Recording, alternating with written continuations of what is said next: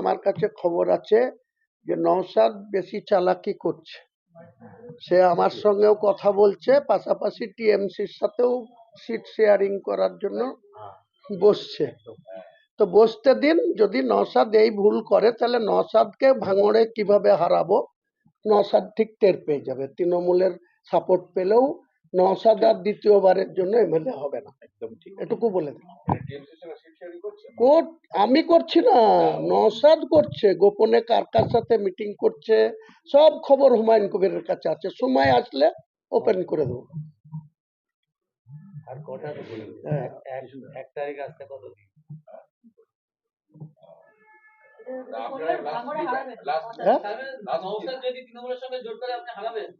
এক নিশ্চিত ভাবে হারাবো, মানুষ হারাবে। নওশাদ এতদিন তৃণমূলের প্রশাসনের কাছে দুবার অ্যারেস্ট হয়েছে।